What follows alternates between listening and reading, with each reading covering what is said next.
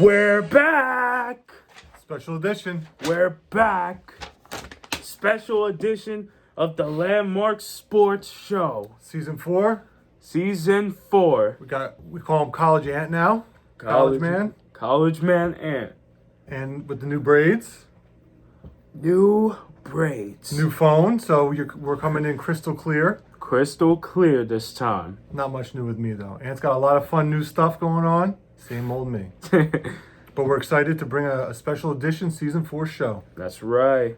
And, of course, we're leading off with... UFC. That's right. What we got? So, let's start off with 3 new champions that we've had since the last time we recorded. Number 1, new UFC heavyweight champ Stipe Miocic. Woo. When he defeated Daniel Cormier by a 4th round TKO back in August at UFC 241. That's right, UFC 241. We have Israel Adesanya, who defeated Robert Whittaker by a TKO in the 2nd round to become the new middleweight champion of the world back in October at UFC 243. And new UFC strawweight champion of the world, Weili Zhang, which she defeated Jessica Andrade in September at UFC Fight Night in just 34 seconds of the first round. Fast knockout. Fast knockout. Stipe and Israel they're both TKOs. Yep. Can you tell, for people that didn't see those fights, can you talk a little bit about how they ended? So, let's start with Stipe. So, Stipe and DC was a great fight. It was an excellent fight. Both guys were getting hurt. In my opinion, it was 2-1 going into the 4th round. I had DC winning the first 2 rounds, and I had Stipe winning the 3rd round. And I don't know if it was somebody in Stipe's corner or if Stipe just started this himself. He started going to the body of DC because he was not covering his body. And kept punching him and punching him and punching him. And eventually knocked down DC. And he finished the fight by TKO. Oh, man. So I would think the way DC, his style, correct me if I'm wrong, the longer fights go, does he get better at times? Because he's really a grappler, right? So I think as guys wear down, maybe his style he doesn't wear down as quickly. Well, he got tired in that Stipe fight. Yeah, he got tired, and then he abandoned his wrestling game, which I don't know why he did that for. And he tried to throw with Stipe. Yeah. And Stipe is a knockout puncher, right? So that's crazy. But Stipe got caught by a lot of good shots from DC. So Stipe is no sleeper on the feet either. Now, DC done? Retired? Or do you think he'll come back? He wants to have one more fight against Stipe. A trilogy. Right, because they fought twice now, right? DC won the first, Stipe won the second, and then he wants... the trilogy before he retired. Okay. All right. Now, Israel Adesanya. Rising star, right? Well, already a risen star. You think? He's already there? Oh, yeah. I guess he's a champ, right? I think he already got there after he beat Kelvin Gastelum earlier this year. So, how did that fight go against Robert Whittaker? Well, in the first round, with 5 seconds left, Adesanya knocked down Whittaker in the first round. Whittaker got saved by the bell. Ooh, okay. And then 2nd round, right at the beginning, Adesanya just started pouring it on. Knocked down Whittaker and finished the fight. And now Whittaker had the belt for quite a while, right? Since 2017, yeah. That's a long time. But he never got to defend it because of injuries. Oh, he didn't defend it at all? Nope. Wow. He would have defended it against Romero, but that didn't count since Yoel missed weight for that 2nd fight. Right. Yeah. So who is the longest standing champ right now? Longest standing champ right now? Tough one. Sorry, I'm putting you on the spot. Amanda Nunes. Yes, Amanda Nunes. And how long she had it? She's had the bantamweight title since July of 2016. Oh, wow. Okay. The 2nd is Max Holloway with the featherweight title since June of 2017. But he's been a champ since 2016 because he won the interim title in 2016. So I feel like that's a good lead-in. We can get to Masvidal fight in a minute, but I feel like that's a good lead-in to some upcoming fights. UFC 245 next month, the next pay-per-view, final pay-per-view of the year. What do we got? Right. I heard you mention Nunez. I heard you mention Holloway. Holloway. All right, so let's start with the main event. Two guys who do not like each other, who have bad blood. It is for the welterweight title. Kamaru Usman will defend his title against Colby Covington. This is a close fight. It's going to be a good one. Oh, yeah. What are the styles of each of the guys? So, they're both wrestlers. Oh, yeah? Yeah, but they could both stand and strike. Now, Usman probably the favorite in this one? Yep. Yeah. So, for this fight, I'm going Kamaru Usman. Yeah, me too. All right. Max Holloway versus Alexander Volkanovski for the featherweight championship of the world. Blessed Holloway. You going blessed? I'm going blessed. Yeah, I'm going to go Max Holloway too. Pretty big favorite? Yeah. Yeah. Oh, not big favorite, but a good favorite in this fight. Okay. So, in this card, we're getting 3 title fights, huh? 3 title fights to end the year, which I'm good with it. Yeah, absolutely. What's the third? Amanda Nunes will defend her bantamweight title against former UFC women's featherweight champion Jermaine Duranamy. I'm taking Nunes. Yeah, I got Nunes winning this fight. Just the way that Nunes has looked lately, I think, what is she now, on like a 7-fight win streak or 8? And in that winning streak, she has defeated Ronda Rousey, Miesha Tate, Holly Holm, and Chris Cyborg. And guess what? She finished all 4. So most of the other big women named, right? Yeah. I think Nunes is the greatest women's fighter of all time. Wow. Yeah, I think she is. And she's still fairly young, right? How old is she? She's like 32, I think. 33. Okay, so she's still got some years in her. Yeah. All right. Now, there's one more fight on this card that actually I didn't put down. A bantamweight fight between number 1 ranked bantamweight Marlon Moraes will welcome in former WEC and former UFC featherweight champion Jose Aldo to the bantamweight division. Wow. I see Marlon Moraes winning this fight. Isn't Aldo like 40? Again, you're thinking of Anderson Silva. Yes, I am. I always do that. Aldo's like 31, 32. I don't know. Why do I confuse them? They're both Brazil? Yeah. Yeah. That's no excuse. And they're both kind of bald. Right. So, yeah. All right. Who are you taking? I have Marlon Moraes winning this fight. Yeah, I'll go Moraes too. I do not see Aldo. I honestly don't see Aldo making weight for this fight. Oh, he's cutting? He struggles to make 145. And he's trying to make what? 135. Yeah, no, that's not going to happen. No, I don't. And if he does make the fight, I see him getting finished by Moraes. Yeah, I'm going to take Moraes also. Yeah. All right. And there's a UFC fight that I made sure I saw. Next one we're coming up with. Jorge Gabriel Masvidal defeated Nate Diaz by TKO doctor stoppage at UFC 244 to win the BMF belt. And we're not going to say what BMF stands for. Right. The baddest mother effer in the game. There we go. There you go. I didn't say the word, okay? I said effer. Okay. There, that's better. All right. So, good fight. Very good. Good fight, but Masvidal dominated Nate the whole time. Yeah, he pretty much overwhelmed him. He made Nate look like an amateur, which I couldn't believe. Did you think they should have stopped it? Oh, I agree with that stoppage. That cut over his eye is pretty open wide. And what people don't realize is that he had a cut right here above the eye and under the eye. Yeah. And for those who, it's like Dana White was saying, it's easier to sit in a chair as a fan or as a promoter and watch the fight and say, oh yeah, that should not have been stopped. But then when you look at the replay, yeah, definitely was a good stoppage. Yeah, because what's the risk you run then if you keep fighting at that point? That you're going to do some kind of permanent damage to that area, right? Exactly. Yeah. Like, do you want to keep that happening? No. No. And that's why they have doctors, right? Because, obviously Nate was going to want to keep fighting, but the doctors have to step in and, It's for their own good. Right. So I agree with that stoppage 100%. All right. Before we move on, there's one more thing we got to talk about. Ben Askren announced his retirement earlier this week. Wow. He's retiring from the sport of MMA.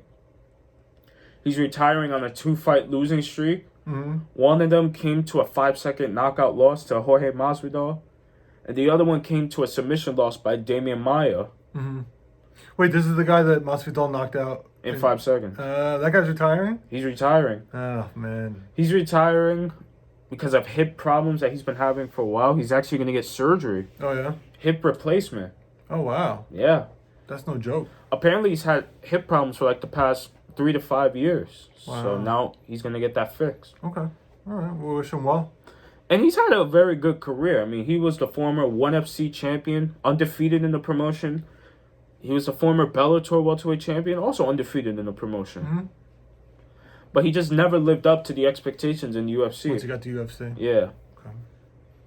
Masvidal made him famous, though. Yeah, by 5 seconds. He made UFC a lot of money, though. Masvidal made himself a lot of money with that 5-second knockout. Nobody knew who Masvidal. Well, you probably knew who he was, right? I picked Masvidal to win that fight. Yeah, but like I think I didn't know who Masvidal was before that. I think the public as a whole didn't know who Masvidal was before that. No. Everybody knew who Masvidal was. I didn't know. It wasn't. I hosted a UFC show with you. Well, you didn't know, but everybody knew who Jorge was. Maybe UFC fans, but I think now, especially now, even non-UFC fans, a lot of people know who he is. Yeah, especially when you gave Leon Edwards that 3-piece with the soda. Mm-hmm. All right, NBA time. NBA's just getting started. That's right. Your Sixers are off to a good 9-5 start. Yeah, I feel like it's the same thing we talked about last year, though. They're playing pretty well, but, you know, even though Simmons made his 3, he really can't shoot. Embiid said he's not going to, be talking trash this year, but he's already gotten into 2 fights. I feel like it's the same old with them. They're going to end up like a 3 or a 4 seed, and they're not going to make it to the finals. Well, I mean, give Ben Simmons a little bit more time. I mean, he's only 23 years old. Yeah, that's true. This is only his 3rd year. That's true. He's the only player to have a perfect three-point percentage. Yeah, and now he's knocking down threes, so who knows? Yeah. What about your Nets? How's Kyrie doing? Well, Kyrie's hurt. He's been hurt for the past few games. Okay, so that's why they started a little slow. Yeah, although he was dancing on the bench yesterday with the Nets after Joe Harris drained the 3 against the Hornets. Who does the most of the scoring for them when Kyrie's out? So, Spencer Dinwiddie. Oh, okay. He's like their backup point guard, or he comes off the bench. And now they're not expecting Durant at all this year, right? Right. Durant's for next year? Yeah. What is the Warriors? Ugh. I know. All those injuries. I mean, Thompson, Curry, D'Angelo, Draymond. Yeah, you can't sustain that kind of injury. Right. And lose Durant. They are where they're at because of all that. Yeah. But the Clippers, they're back in it now. Yeah. The Lakers off to a very good start. Nuggets will be right there. Nuggets. They're playing well. Toronto. Yep. Rockets. Miami. The NBA is fun right now because I think that there's 8 to 10 teams that are good, and it's not like it's been the last couple of years with the Warriors where it's one overwhelming team. So the NBA playoffs will be a lot of fun. Oh yeah, can you believe Miami? 10-3 start, and I said this. Yeah. I think Jimmy Butler he's better without being on the 76ers. Yeah, I think that's a better fit for him in Miami than Philadelphia ever was.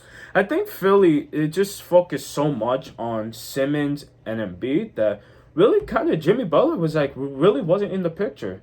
Huh? And I think now he's carrying Miami, and I think now they're doing good. Hmm? All right. Talk about your boy Carmelo for a second. Melo. Struggling. Melo's back. Signed with the Portland Trailblazers last week. I don't know why John's already starting with this nonsense of Melo is trash. Meanwhile, it was one game, and this was the first time he played in over a year. Shooting shouldn't go away. If I'm a good shooter, I should be able to shoot all the time. That was one game that he hadn't been on the court in over a year. We'll bring another special edition of this sometime in the spring, and you'll see. Carmelo will have had no impact. Whatever you say. But also Portland has a lot of injuries too. Yeah, they're struggling with some injuries also. Their main problem is forwards. Their forwards, Zach Collins, out to at least March. No guarantee he coming back this season. Well, and they're relying on Hassan Whiteside, which, part of Miami's success might have been addition by subtraction with Hassan Whiteside not being there. Right. All right. NFL time? Woo, my favorite. All right. Kind of a disappointing season so far in the NFL. Not just from my team, but also like In general? in general. Oh, I'm loving it. I think because like with all these penalties that keep coming, That's annoying, yes, yeah. I admit that's annoying. like even you give one tap to the quarterback, roughing the passer. Yeah, and the new thing where you can like challenge pass interference has been the clown show. Oh, Because, that's just a penalty. That's just a new rule. That is just yeah. like how did you why didn't you just call the interference on that Saints game last year? Right. It's a rule that's completely reactionary to that situation, and the refs aren't even overturning. Last week I was watching the Texans game, and DeAndre Hopkins got tackled in the end zone, and they threw a flag to challenge it. They didn't overturn it. Yeah, that was So that's a ridiculous rule. But overall, I mean, I've really been enjoying the NFL. all right. My Chargers are terrible this year, 4-7. So we got quite a few problems. I'm not being biased. I'm gonna call a few problems. Number one, Phillip Rivers has been having a bad year. Stinks. He's Number done. blah blah blah. Number two, Melvin Gordon should have never held out. Agreed. Like we could have been better if he would have never held out. Agreed. He might not even be the best running back on that team. Number three, why can't we use Austin Eckler more? Yeah, he's a beast. Why can't we put him at wide receiver? He's so good. He's so talented. I think you're missing Derwin James a little bit too. I was gonna name him. Hold up. Sorry. I got a few more things. Number four. Your head coach stinks. Yeah, Anthony Lynn is terrible. We got to get rid of him. Number five, our owner's bad. Number 6, you have no home fans. Yeah. Well, that's always been a problem. I don't count that. Number 7, Mike Williams has been disappointing this season. Yeah. And then finally, number 8, Derwin James has been out this whole year. Yeah. And he may not come back this season. Yeah, he was important. He's like a Minka Fitzpatrick kind of defender where, Yeah. and you see the impact he's had. He was the reason our defense was so good. Mm-hmm. He was the reason our defense was ranked 8th best last season. Yeah. Yep. He's a big loss. Yeah. Overall, number 1, I think it might be time to move on from Phillip Rivers, and I love him, but it might be time to move on. Put him out to pasture. Like put in Tyrod Taylor. Is that their backup? I was wondering that. Yeah. Yeah, why not? Put in Taylor. Tyrod Taylor's not bad. He's a pretty good quarterback. I like Tyrod Taylor. And he's mobile, very mobile. Yeah. I think we need to get out of LA. Like, go back to San Diego. Why did we move away from there? Something with the stadium and the city. I'm not sure exactly why, but yeah. Like, if anything, go to St. Louis. Yeah. St. Louis misses a football team. They need to get out of LA. Yeah. Yeah, that's all I'm gonna say about the Chargers. Let's talk about your Eagles. Yeah, Eagles have been a little up and down. Defense was pretty hurt for a while and was playing awful. They got some guys healthy now, playing a little better.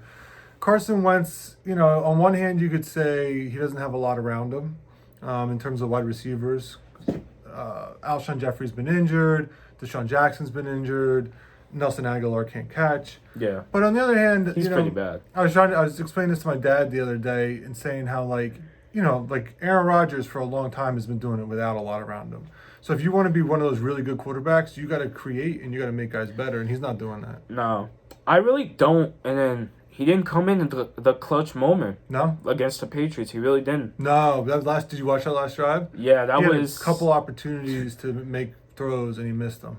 That Nick Foles would have capitalized. That's exactly what I said to my dad. I said Nick Foles would have made that throw. I don't understand why people are saying take out Nick Foles. Meanwhile, in his first game in 10 weeks, he had 296 yards, a touchdown and an interception, a touchdown. You call that a bad performance? No, he played pretty well last week, I thought. Yeah. Yeah. I'm a big Nick Foles fan. Yeah, so maybe not this year, but maybe next year I think Jacksonville will be better. Because Nick Foles is their guy. Yeah. See if they get a season of him staying healthy. It'll be better. Yeah. All right. Before we go to MLB, let's talk about some teams that are starting off really well and that are kind of surprising a lot of people. My number one surprise team right now, I would say, is the Raiders. So the Raiders, after watching Hard Knocks, I thought like Gruden's a clown show. This team's bad. They're not going to be good this year. They're going to be like the Bengals or like the Dolphins, but I've been really surprised. I think they're 6-4, maybe 7-4 now. No, I think they're 6-4. 6-4. They've been playing really well. Yeah. The schedule's a little soft, but that's a product of not being very good last year. But I've been very impressed by the Raiders. And I told you before we recorded, my favorite player on that team, Tyrell Williams. Mm-hmm. I really like him. He's a great receiver. Yeah, he sure is. And I would say that's my number one surprising team, the Buffalo Bills. Oh, it's a good one. 7-3 start, 1 win away from going 500. Mm-hmm. They're in line to make the playoffs. It would take a pretty bad collapse right now to not make the playoffs. They have right now they have the current wild card spot. Yeah. So, I think they've been good. Now, who's the team that... So, who's your prediction to make the Super Bowl now? I was thinking about this the other day. I would say if I had to pick two teams, it's hard. I have it narrowed down to 2 and 2. So, I would say the Packers or Saints. Those are my two in the NFC. And the Patriots or Ravens. If you really made me pick, I think I would go Saints. I want to pick the Ravens, but it's like you can't pick against the Patriots. I'm going to say Patriots are going to pull it out. I'm going to go Saints-Patriots. I agree. That's where you're going? Yeah, but yes, I agree with Patriots-Ravens. Mm. But I'm going to say Saints-Seahawks. Okay. Seahawks are good. Yeah. And it's just the Seahawks, they're undefeated against the Packers in the playoffs. Yeah. Russell Wilson may get MVP this year. Yeah, him and Lamar Jackson are kind of like neck and neck. Yeah. But I think really I would give it to Russell Wilson just because what he's been doing this season. Yeah. And with kind of really no one to stand out. No, like, receiver really standing out on his team. No. They get some solid play from a couple different guys, but they don't have a star. Exactly. Meanwhile, you have Lamar, you have Mark Ingram, who came from the Saints. Yeah. Mark Andrews has been good for them, the tight end. Yep. Who's like basically the number one receiver. He's a tight end. Yeah. Oh, man. All right, so our Super Bowl predictions right now. Saints-Patriots. Saints-Patriots. Michael Thomas, best receiver in the NFL. Killing it. I said this to my dad. He really is the best receiver. Yeah. He's on the verge of breaking a record for the most catches in the season. Yeah, he's got 95 already or something like that. Yeah. That's wild. All right. Last but not least. MLB. Let's talk about your Phillies signing Joe Girardi. I'm excited. Good signing. When it happened, I texted some of my Yankees friends, and I said, do I like this? Do I not like this? They said, you like it. It's going to be good. He's going to be good there. So I like that signing. I like the fact they got rid of Gabe Kapler. I'm pretty excited for the Phillies. I really like that signing. Yeah. Joe Girardi's going to be good for you. You liked him as a manager when he was with the Yankees? Oh, yeah. I loved him as a manager. It's interesting that he was like so popular with Yankees fans, but how many World Series did he win with them? So Just one? as manager, yes, As just manager? one. Yeah, so it's interesting. Like he's still very popular, even though, he didn't obviously win like World Series the way Joe Torre did or something like that. Well, he was a good manager for us. He helped really develop a lot of guys right now, like Judge, Sanchez. Even though Sanchez really has been a problem right now. All right. So let's talk about the Yankees. I saw they cut Jacoby Ellsbury yesterday, right? Good. It was time. It was time last year. Yeah, we needed to he cut didn't him. produce much. Nope. Greg Bird hasn't produced much. Yeah, and I feel bad for him too because he has so much talent, but he can't utilize it because of all the injuries. Right. My favorite player, Brett Gardner. I'm waiting for him to get a new contract. I am waiting. How old is he though? 36, but Ooh, you might be waiting for a long time. but did he not have the best season in his career this past year? Did he? Yeah. 28 home runs, 74 ribbies.